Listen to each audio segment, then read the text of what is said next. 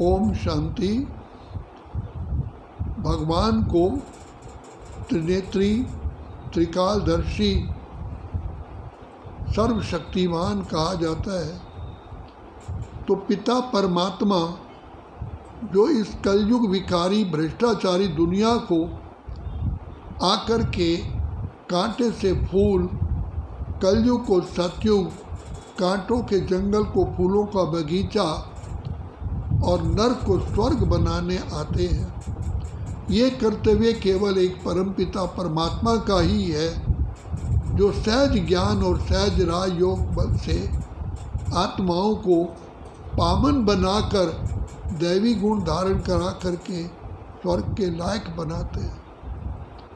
जो कार्य मनुष्य नहीं कर सके, देवता नहीं कर सके, ऋषि मुनि तपस्वी नहीं कर सके, वेद आचार्य नहीं कर सके, साइंटिस्ट नहीं कर सके, ये केवल परमपिता परमात्मा का ही कार्य है जो मानुष से देवता बनाते हैं।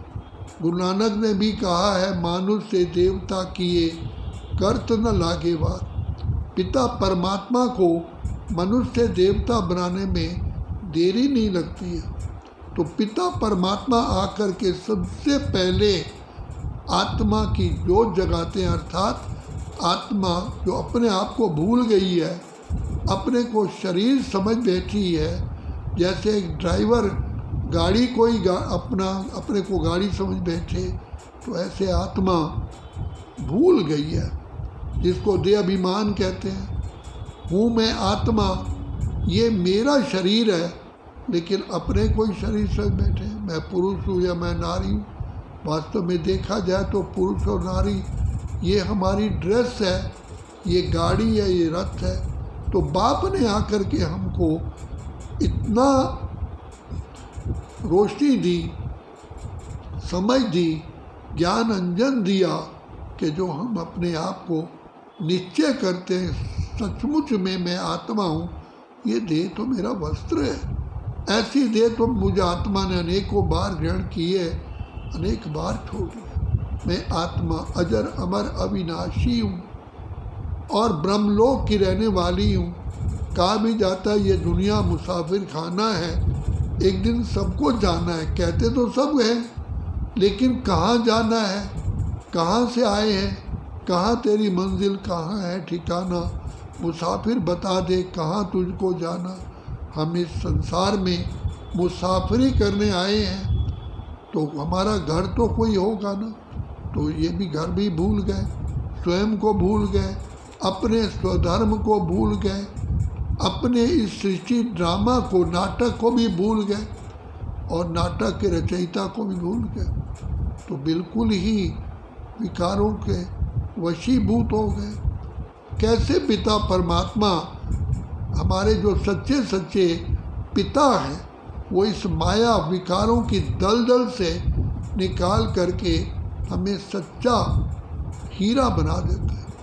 तो बाप की कमाल है, कैसे आकर के इस कांटों के जंगल को फूलों का बगीचा बनाते हैं। तो महिमा सारी उनकी है, इसलिए कहा तेरी महिमा अपरंपार।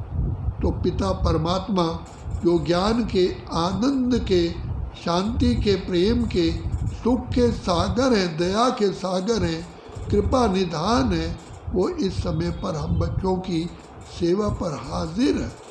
तो बाप कितना मीठा, कितना प्यारा है, कितना भोला नाथ है, जो हम सभी पतित विकारी आत्माओं को भी अपने गले लगाता है, गोद का बच्चा बनाता है।